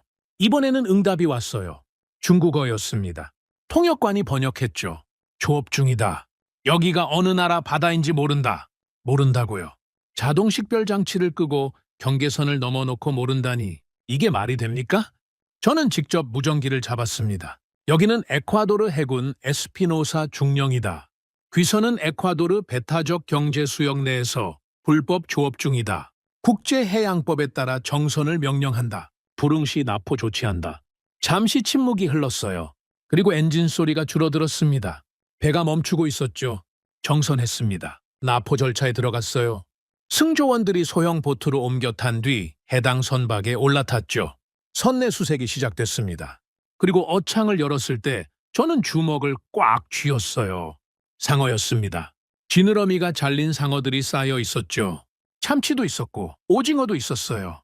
양이 어마어마했습니다. 이 한 척에서만 이 정도라면 260척이 전부 합치면 얼마나 되겠습니까? 영상 기록 장비가 전부 담았습니다. 어창의 상태, 잡힌 어종, 선박의 위치 좌표, 시간, 전부요. 이게 증거입니다. 국제법 앞에 내놓을 수 있는 확실한 증거죠. 납포를 완료하고 해당 선박을 항구로 예인하기 시작했어요. 부관이 옆에서 말했습니다. 해냈습니다, 중령님. 저는 고개를 저었어요. 한 척이야. 260척 중에 한 척을 잡은 거야. 기뻐할 수 없었습니다. 한 척을 잡는 동안 나머지 259척은 여전히 적이 있었으니까요. 내일이면 또 들어올 겁니다. 모레도요. 한 척 잡히면 다른 척이 들어오고 그걸 잡으면 또 다른 척이 들어오겠죠. 이건 끝이 없는 싸움이었어요. 그런데 한 가지 달라진 게 있었습니다. 승조원들의 눈이 바뀌었어요. 출항할 때 떨리던 손이 이제는 단단하게 장비를 쥐고 있었죠. 260척 앞에서 주눅 들었던 사람들이 경계선 위에 서서 한 발짝도 물러서지 않았습니다. 그리고 실제로 한 척을 잡아냈어요. 우리는 할 수 있었습니다. 숫자로는 졌죠. 장비로도 열세였어요. 하지만 한 가지, 저들이 갖지 못한 게 우리에게 있었습니다. 이 바다는 우리 바다라는 사실이죠. 지키는 쪽의 절박함은 빼앗으려는 쪽의 욕심과는 차원이 다릅니다. 항구로 돌아오는 길에 저는 납포한 배를 한번 돌아봤어요. 예인줄에 끌려오는 그 배. 녹슨 선체의 페인트가 벗겨져 있었죠. 낡은 배였습니다. 그런데 제 눈에는 다르게 보였어요. 그 배는 고철이 아니었습니다. 우리가 할 수 있다는 증거였죠. 260척 앞에서도 무너지지 않았다는 기록이었어요. 그리고 한국이 보내준 장비와 기술이 실전에서 통했다는 증명이었습니다. 연간 600척을 납포한다는 한국 해경의 기록. 그 숫자가 그냥 나온 게 아니라는 걸 저는 그날 몸으로 느꼈어요.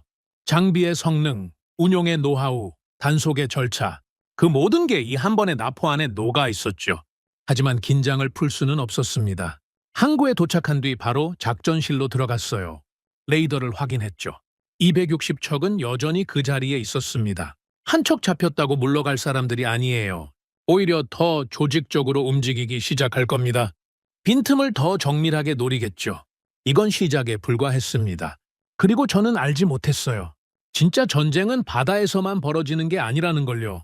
총도 미사일도 없는, 그러나 바다 위의 대치보다 훨씬 교활한 싸움이 뒤에서 이미 시작되고 있었다는 걸 말입니다. 바다에서 돌아온 다음 날이었습니다.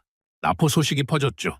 에콰도르 해군이 불법 조업선을 잡았다는 뉴스가 나갔어요. 국민들 반응은 뜨거웠습니다. 갈라파고스를 지켜냈다, 잘했다, 더 강하게 나가라. 응원이 쏟아졌죠. 그런데 저는 기뻐할 수가 없었어요. 왜냐하면 전혀 다른 곳에서 압박이 시작되고 있었거든요. 바다 위에서는 우리가 한 척을 잡았지만 바다 밖에서는 훨씬 복잡한 일이 벌어지고 있었습니다. 외교 채널을 통해 항의가 들어왔어요. 과잉 대응이다. 그게 저쪽의 공식 입장이었습니다. 불법 조업을 하다 걸린 쪽이 오히려 과잉 대응이라고 항의를 하는 겁니다. 말이 됩니까? 우리 바다에 허락 없이 들어와서 상어를 잡아놓고 잡히니까 우리가 잘못했다는 거예요. 하지만 국제 외교라는 게 그렇죠. 논리가 아니라 힘으로 움직이는 세계입니다. 작은 나라가 큰 나라에게 정면으로 맞서면 어떤 일이 벌어지는지 저는 잘 알고 있었어요. 첫 번째 변화는 무역에서 왔습니다. 에콰도르의 주요 수출품 중 하나가 새우예요. 양식 새우를 대량으로 수출하는데 그 최대 시장이 어디인지 아십니까? 수출 물량의 상당 부분이 저쪽으로 가고 있었죠. 그런데 갑자기 통관 절차가 느려지기 시작했어요. 검역 기준이 강화됐다는 명목이었습니다. 서류 보완 요청이 반복됐죠. 하루 이틀이 아니라 매일이요? 새우 수출업자들이 비명을 지르기 시작했습니다. 컨테이너가 항구에 묶여 있어요. 냉동 새우가 썩어가고 있습니다. 검역 통과가 안 됩니다. 이유를 물어도 대답이 없어요. 표면적으로는 검역 문제였죠. 하지만 누가 봐도 보복이었습니다. 바다에서 한 척 잡혔으니까 육지에서 되갚겠다는 거예요.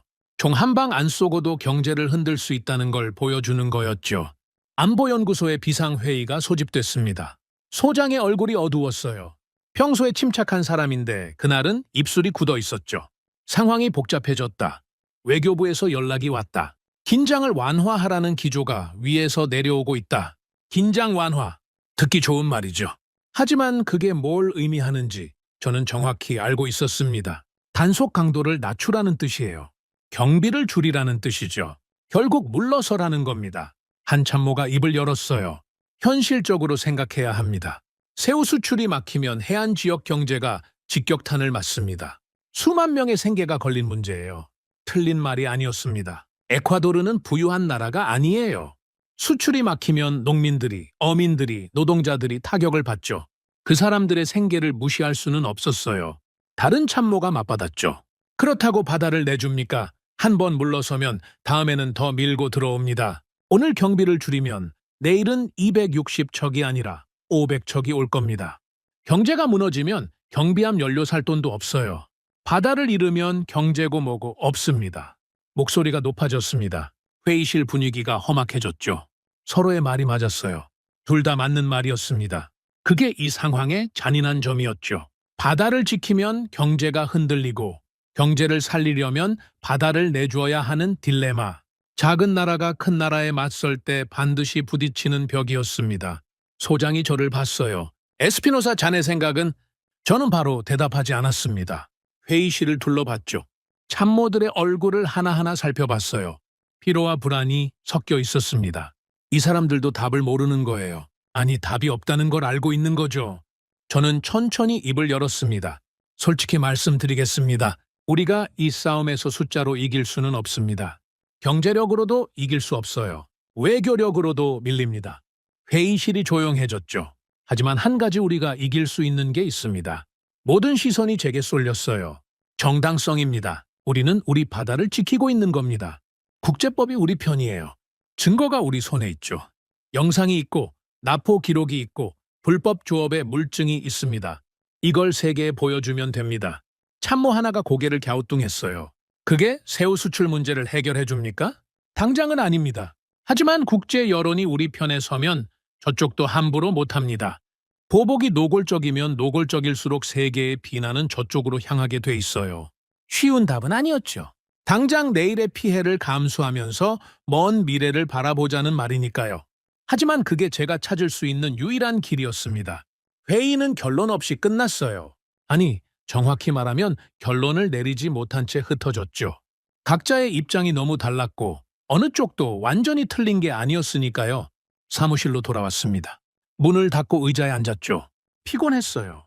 바다에서 밤을 사운 데다 회의에서 신경전까지 버리고 나니 몸이 청은망은이었습니다. 그런데 머리는 멈추지 않았어요. 저는 서랍을 열었습니다. 안데스 고원 파일을 꺼냈죠. 이 파일을 몇 번이나 열어본 건지 모릅니다. 감자 생산량 데이터를 다시 봤어요. 12톤에서 27톤. 보급률 3%에서 15%.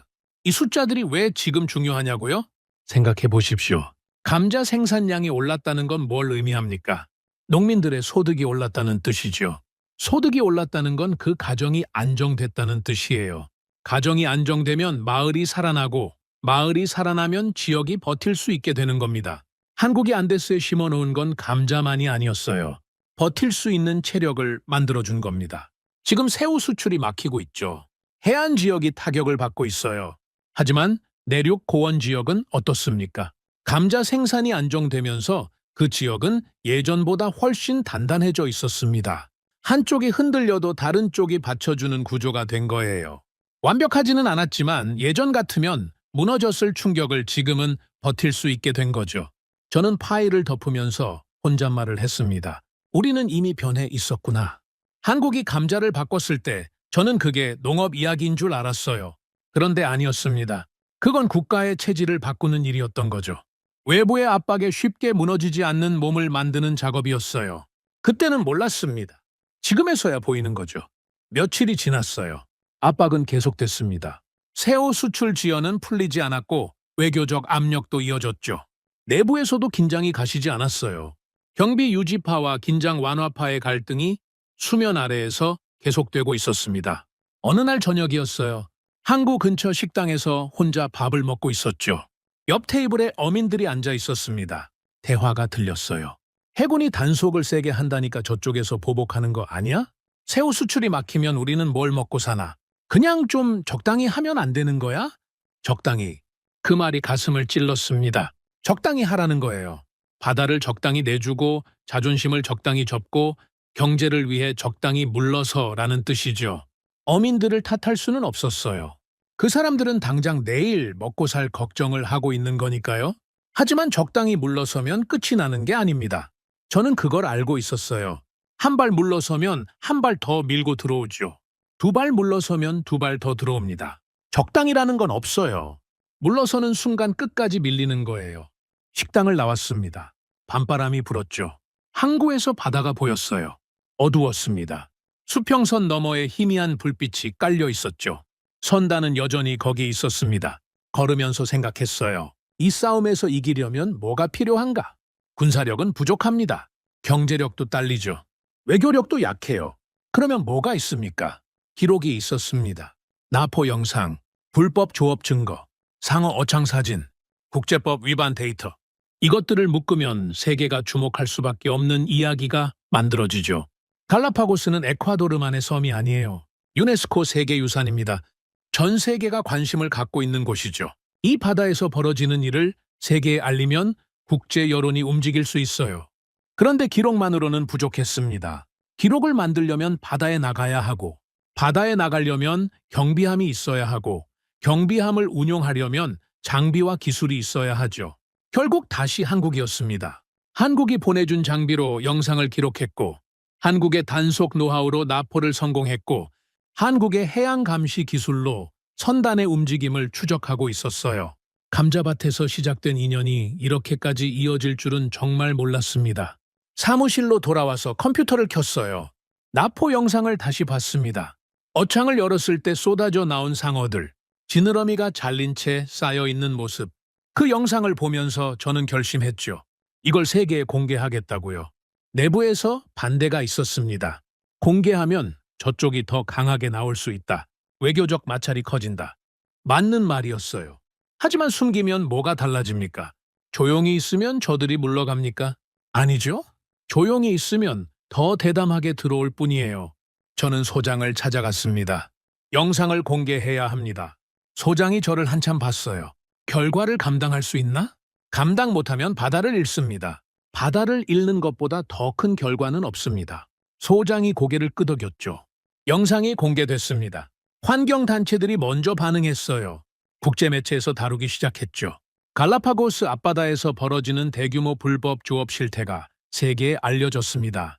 반응은 예상보다 컸어요. 환경보호단체들이 성명을 발표했습니다. 국제해양기구에서 우려를 표명했죠. 여러 나라의 시민들이 갈라파고스 보호를 요구하기 시작했어요.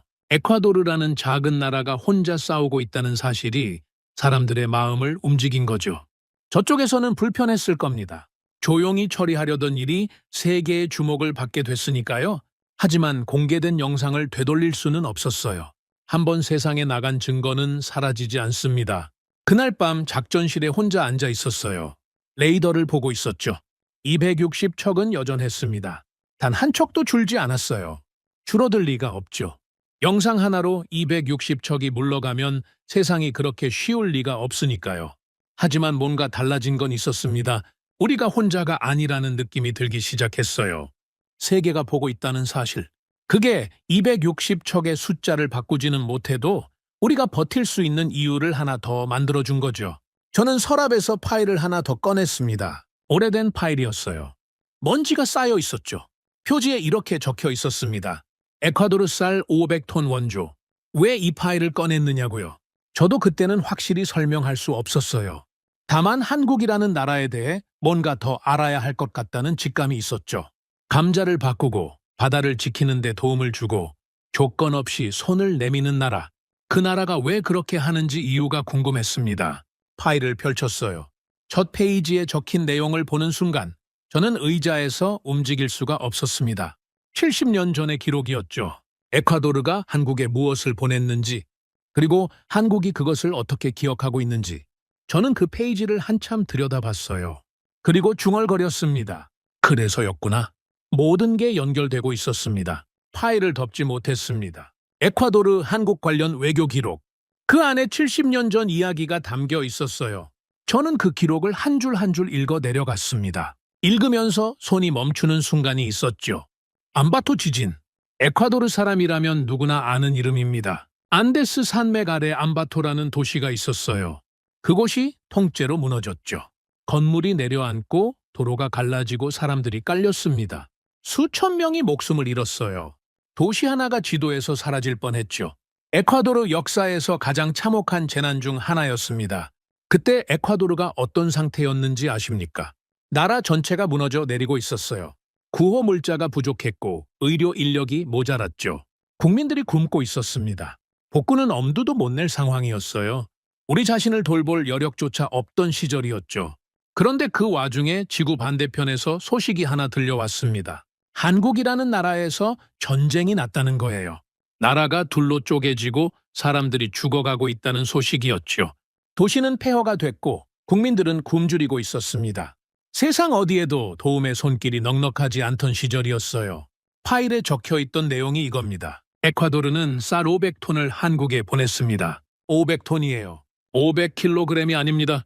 500톤. 우리 자신이 지진으로 무너져 있던 나라가 구호 물자도 부족하고 국민들도 굶고 있던 나라가 지구 반대편에서 전쟁에 시달리는 모르는 나라에 쌀 500톤을 보낸 겁니다. 저는 그 줄을 3번 읽었어요. 3번을 읽고도 믿기 어려웠습니다. 어떻게 그게 가능했을까요? 우리가 먹을 것도 없는데 남의 나라에 500톤을 보내다니. 지진 복구도 안 끝난 상태에서 우리 국민도 배고픈 상태에서 어떻게 그 결정을 내렸을까요? 저는 군인입니다. 숫자로 판단하고 데이터로 결정하는 사람이에요. 그 논리대로라면 자국민이 굶고 있는 상황에서 외국에 식량을 보내는 건 합리적인 판단이 아니죠. 전략적으로도 경제적으로도 설명이 안 되는 결정이에요. 그런데 그때 에콰도르는 그 결정을 내렸습니다. 왜요? 굶고 있는 사람들한테 밥을 보내야 한다는 그 단순한 마음 때문이었겠죠. 우리도 힘들지만 저 사람들은 전쟁까지 겪고 있으니까. 우리가 조금 더 참으면 저 사람들이 하루를 더 버틸 수 있으니까. 계산이 아니라 마음이었을 겁니다. 저는 파일을 덮고 의자에 기대 앉았어요. 천장을 봤습니다. 아무 생각도 나지 않았어요.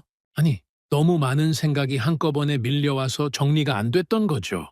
그리고 한 가지가 선명하게 떠올랐습니다. 감자밭에서 한국팀 리더가 제 손을 잡으며 했던 말. 우리는 받은 것을 잊지 않습니다. 그때 저는 외교적 인사라고 넘겼죠. 국제협력 사업에서 이울에 주고받는 덕담이라고 가볍게 흘렸어요. 그런데 지금 이 기록을 보니까 그 말의 무게가 완전히 달랐습니다. 그 말은 70년 전에 쌀 500톤을 가리키고 있었던 거예요. 우리가 잊어버린 것을 한국은 기억하고 있었습니다. 지진으로 무너진 나라가 전쟁 중인 나라에 보낸 쌀.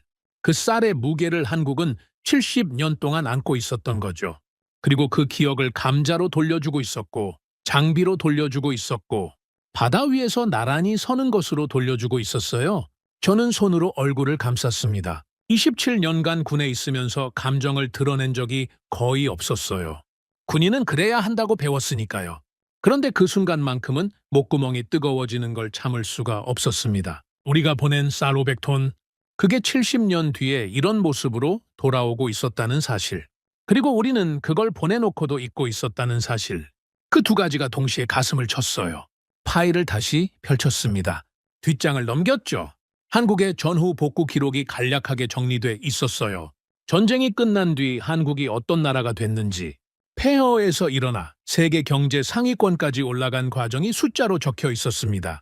그 숫자들 사이에서 저는 한 가지를 읽어냈어요. 한국은 도움을 받은 나라에서 도움을 주는 나라로 바뀌었다는 거죠.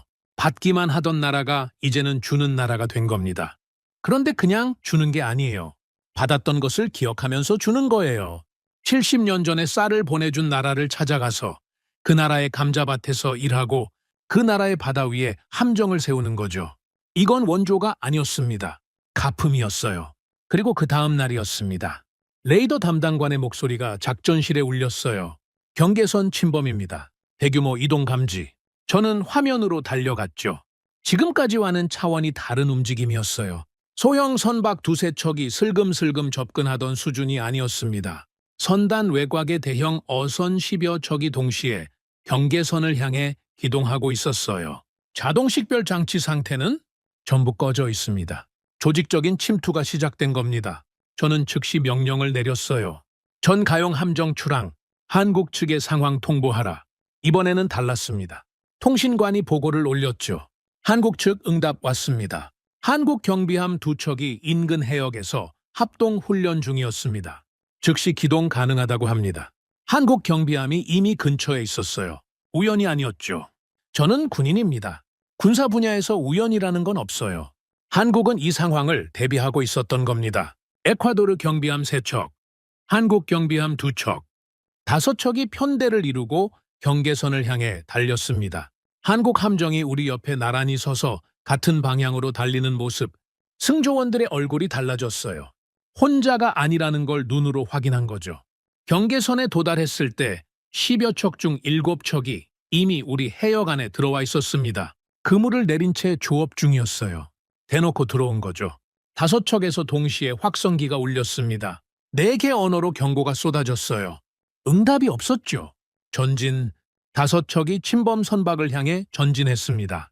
거리가 좁혀지기 시작했어요. 500m, 400m, 300m. 300m에서 상대 선박 한 척이 우리 쪽으로 선수를 돌렸어요. 정면으로 마주보는 형태가 된 거죠. 250m, 200m 충돌 거리였습니다. 선교의 공기가 얼어붙었어요. 승조원들이 숨을 죽이고 있었죠. 그때 한국 경비함이 움직였습니다. 우리 함정과 상대 선박 사이로 정확하게 끼어들었어요. 상대의 진로를 차단하는 위치였죠. 거칠지도 않고 느리지도 않은 계산된 기동이었습니다. 한국 함정에서 중국어 경고 방송이 다시 울렸어요. 또렷하고 단호한 목소리였죠. 30초가 지났습니다. 상대 선박의 속도가 줄기 시작했어요. 선수가 천천히 틀어졌습니다. 1분 뒤 그 배는 방향을 완전히 바꿨죠. 경계선 바깥으로 빠져나가기 시작했습니다. 나머지 침범 선박 추격에 들어갔어요. 5척이 분산 기동하면서 각각 맡은 구역으로 흩어졌습니다. 저는 일본함에서 가장 큰 대형 어선을 추적했죠. 30분간의 추격 끝에 한국 경비함과 양쪽에서 포위해 정선시켰습니다. 어창을 열었을 때 또 상어였어요. 지느러미가 잘린 채 산더미처럼 쌓여 있었죠. 참치, 오징어, 희귀 어종까지 뒤섞여 있었습니다. 영상 기록 장비가 전부 담았어요. 납포를 완료하고 항구로 예인을 시작했습니다. 한국 경비함이 호위를 맡았죠. 두 나라의 함정이 나란히 달리고 있었어요. 부관이 옆에서 말했습니다. 중령님, 이번엔 좀 다릅니다. 뭐가? 혼자가 아니라는 게 이렇게 다른 건지 몰랐습니다. 저는 대답하지 않았어요. 수평선을 바라봤죠. 대답 대신 다른 생각을 하고 있었습니다. 70년 전 암바토가 무너졌을 때, 우리 국민들도 굶고 있었을 때, 그때 에콰도르는 쌀 500톤을 배에 실어 보냈어요. 우리도 힘든데 저 사람들은 전쟁까지 겪고 있으니까 우리가 조금 더 참으면 저 사람들이 하루를 더 버틸 수 있으니까 그 마음 하나로 보낸 거였죠. 그리고 70년 뒤 우리 바다가 위험할 때 260척이 몰려왔을 때 한국은 경비함을 보내왔습니다. 우리 옆에 서서 같은 바다를 바라보고 같은 경계선 위에 서고 같은 위험을 함께 맞았어요. 쌀 500톤이 경비함이 돼서 돌아온 겁니다. 항구에 도착해서 레이더를 확인했어요. 260척 중 일부가 위치를 이동하고 있었습니다. 경계선에서 물러나는 방향으로요. 전부는 아니었어요. 하지만 분명히 물러나고 있었죠. 저는 그 화면을 한참 들여다봤습니다. 우리는 물러서지 않았어요. 그리고 한국도 물러서지 않았죠. 70년 전에 쌀을 보냈던 나라를 한국은 잊지 않았고 그 기억으로 지금 이 바다에 서 있었습니다. 암바토의 폐허 속에서 쥐어짜낸 쌀 500톤. 그때의 에콰도르는 그걸 보내고도 자랑하지 않았어요. 기록에 남기지도 않았죠. 교과서에 실리지도 않았고 국민 대부분이 그 사실을 모릅니다. 그냥 보낸 거예요. 아무 조건 없이, 아무 대가 없이. 보내고 나서 잊어버린 거죠. 그런데 받은 쪽은 잊지 않았습니다. 70년 동안 기억하고 있었어요. 그리고 그 기억을 이렇게 돌려주고 있었죠. 감자로, 기술로, 장비로, 함정으로 바다 위에서 나란히 서는 것으로요. 저는 작전실 의자에 앉아서 중얼거렸습니다. 그래서 한국이었구나. 모든 게 연결돼 있었어요. 처음부터요. 암바토의 쌀이 안데스의 감자가 됐고 안데스의 감자가 갈라파고스의 경비함이 됐죠. 70년이라는 시간을 건너서 지구 반바퀴를 돌아서 이 바다까지 이어져 온 겁니다. 끊어질 것 같았던 실이 끊어지지 않았어요. 저는 그날 밤 처음으로 인정했습니다. 한국에 전화를 건 그 결정이 옳았다는 걸요. 숫자가 아니라 기억으로 내린 판단이 맞았다는 걸요. 그리고 한 가지를 더 깨달았죠. 강한 나라는 힘으로 기억되는 게 아니라는 걸요.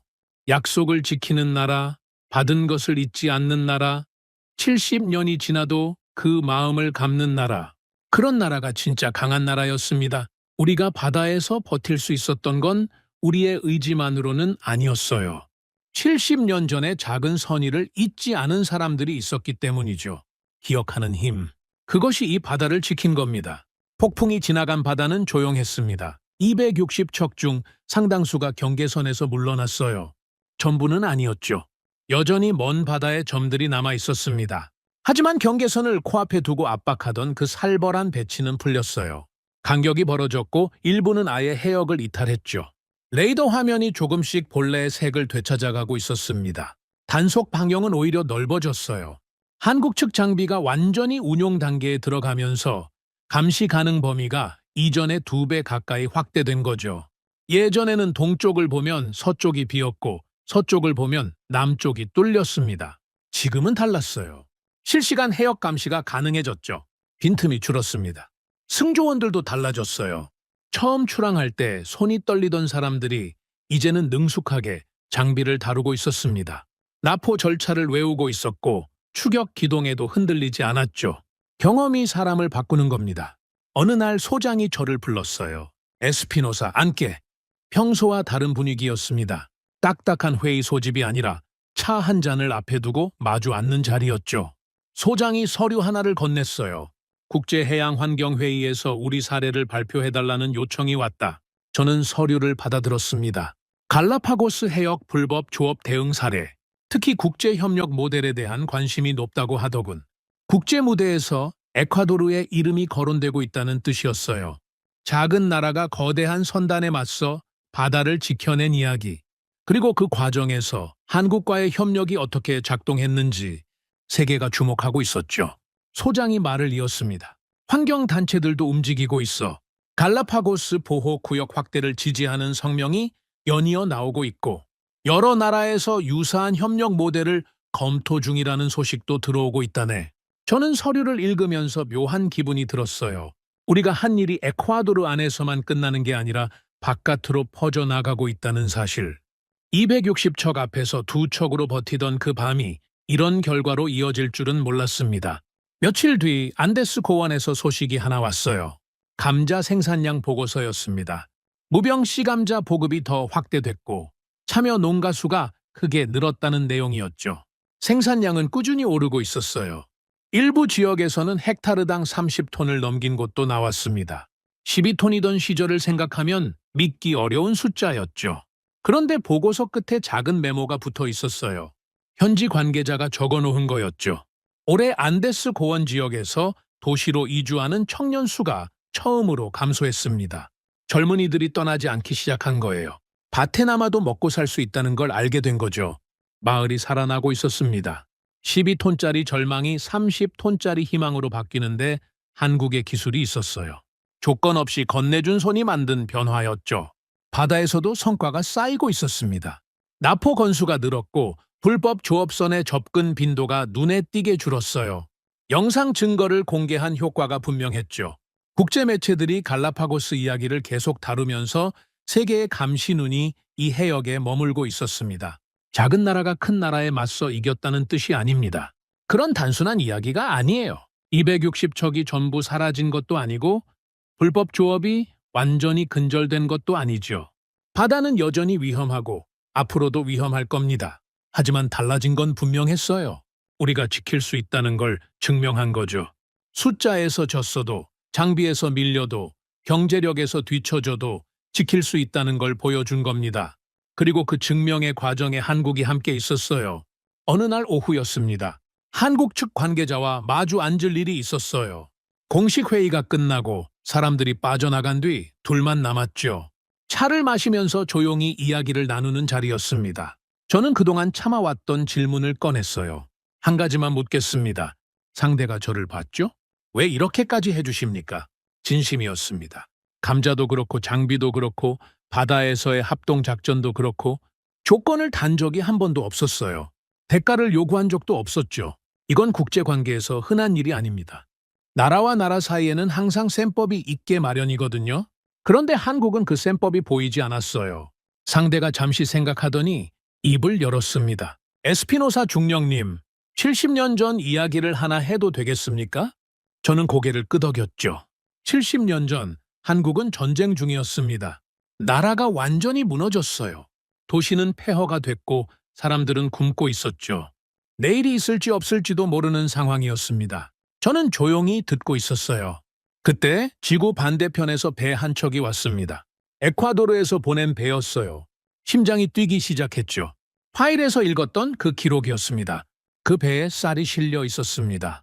많은 양은 아니었어요. 에콰도르도 넉넉한 나라가 아니었으니까요. 하지만 없는 살림에서 쥐어짜서 보내준 겁니다. 굶고 있는 사람들한테 먹을 것을 보내야 한다는 그 마음 하나로요. 상대의 목소리가 조금 낮아졌어요. 그 쌀이 얼마나 많은 사람을 살렸는지 정확한 숫자는 모릅니다. 하지만 한 가지는 확실합니다. 세상 어디에도 도와줄 이유가 없는 작은 나라가 아무 조건 없이 바다 건너 모르는 나라에 쌀을 보냈다는 사실. 그건 숫자로 환산할 수 없는 겁니다. 저는 아무 말도 하지 못했어요. 우리는 그걸 잊지 않았습니다. 그 한마디에 모든 게 담겨 있었죠. 감자밭에서 했던 그 말. 우리는 받은 것을 잊지 않습니다. 그게 인사치레가 아니었다는 걸 저는 이미 알고 있었어요. 하지만 직접 듣는 건 또 달랐습니다. 70년 전에 쌀을 보내준 나라의 땅이 아프면 우리가 갑니다. 바다가 위험하면 우리가 섭니다. 그게 우리가 갚는 방식입니다. 저는 찻잔을 내려놓았어요. 손이 미세하게 떨리고 있었죠. 군인은 감정을 드러내면 안 됩니다. 27년간 그렇게 훈련받았어요. 하지만 그 순간만큼은 목구멍이 뜨거워지는 걸 참을 수가 없었습니다. 70년입니다. 70년이면 사람 하나가 태어나서 늙는 시간이에요. 그 긴 세월 동안 세상은 몇 번이고 바뀌었죠. 냉전이 끝났고 벽이 무너졌고 새로운 시대가 열렸습니다. 나라들이 생겼다 사라지고 동맹이 맺어졌다 깨지고 약속은 필요가 없어지면 잊히는 게 국제사회의 현실이에요. 그런데 한국은 70년 전 쌀 한 줌을 기억하고 있었습니다. 기억만 하고 있는 게 아니라 그걸 갚고 있었어요. 감자로, 장비로, 함정으로, 바다 위에서 나란히 서는 것으로요. 저는 상대에게 물었어요. 그 기억이 70년이 지나도 사라지지 않는 겁니까? 상대가 웃었습니다. 처음 보는 미소였어요. 자부심 같은 게 담겨 있었죠. 우리나라에 이런 말이 있습니다. 은혜를 입으면 반드시 갚는다. 그게 사람의 도리이고 나라의 도리입니다. 저는 그 말을 가만히 되새겼어요. 사무실로 돌아왔습니다. 문을 닫고 의자에 앉았죠. 한참을 가만히 있었어요. 그리고 생각했습니다. 강한 나라란 뭔가? 군사력이 강한 나라입니까? 경제가 큰 나라입니까? 영토가 넓은 나라입니까? 저는 27년간 안보를 분석해온 사람입니다. 그동안 강한 나라의 기준은 숫자였어요. 국방비, 병력수, 무기체계, 경제 규모, 전부 숫자로 측정되는 것들이었죠. 그런데 한국을 보면서 그 기준이 흔들렸습니다. 한국은 세계에서 가장 큰 나라가 아니에요. 가장 부유한 나라도 아니고 가장 강력한 군대를 가진 나라도 아니죠. 그런데 에콰도르의 안데스 고원에서 감자를 바꿔놓았고 갈라파고스 앞바다에서 260척 앞에 나란히 서 있었습니다. 왜 그랬을까요? 70년 전에 받은 쌀을 기억하고 있었기 때문이에요. 그 기억을 지키고 있었기 때문이죠. 그리고 그 기억을 행동으로 옮기고 있었기 때문입니다. 세상에는 힘이 강해서 존경받는 나라가 있어요. 돈이 많아서 영향력을 가진 나라도 있죠. 하지만 기억을 지키기 때문에 존경받는 나라, 약속을 갚기 때문에 신뢰받는 나라, 그런 나라는 드뭅니다. 한국이 그런 나라였어요. 저는 27년간 숫자로 바다를 읽어왔습니다. 위성 데이터, 레이더 패턴, 이동 경로, 전부 숫자였죠. 그런데 그날 저는 숫자가 아닌 것으로 결단을 내렸어요. 기억이었습니다. 안데스에서 쌓인 신뢰, 감자밭에서 나눈 약속, 70년 전의 쌀 500톤. 그것들이 모여서 만든 판단이었죠. 260척이 몰려와도 우리는 물러서지 않았습니다. 외교 압박이 쏟아져도 무릎 꿇지 않았죠. 경제를 흔들어도 버텼어요. 우리 힘만으로는 불가능했을 겁니다. 하지만 우리는 혼자가 아니었어요. 한국은 우리에게 무기를 준 것이 아닙니다. 시간을 벌어주었어요. 스스로 설 수 있을 때까지 옆에 서 있어 준 거죠. 가르치러 온 게 아니라 같이 하러 왔고 조건을 달지 않았고 결과로 증명했습니다. 저는 창밖을 봤어요. 갈라파고스의 바다가 보였습니다. 해가 지고 있었죠. 수평선이 붉게 물들어 있었어요. 선단의 불빛이 아니라 노을이었습니다. 오랜만에 보는 깨끗한 수평선이었죠. 이 바다는 우리의 자존심이에요. 에콰도르가 세계에 내놓을 수 있는 가장 귀한 것이죠. 그리고 이 바다를 지키는데 70년 전의 쌀 한 줌이 돌아왔습니다. 세상에서 가장 긴 우회로를 돌아서요. 저는 나지막이 말했어요. 진짜 강한 나라는 힘으로 기억되는 나라가 아닙니다. 약속을 지키는 나라가 강한 나라예요. 70년이 지나도 잊지 않는 나라. 받은 것을 반드시 갚는 나라. 말이 아니라 결과로 증명하는 나라. 한국은 그런 나라였습니다. 그리고 우리는 그 약속 위에 서 있었어요. 오늘의 사연은 여기까지입니다. 구독과 좋아요는 영상 제작에 아주 큰 힘이 됩니다. 지금까지 감동테라스 저는 소희였습니다. 오늘도 우리 구독자님들의 가정에 따뜻한 행복이 가득하시길 진심으로 바라겠습니다. 긴 영상 끝까지 시청해주셔서 정말 감사합니다. 내일 더 좋은 이야기로 찾아뵙겠습니다. 감사합니다.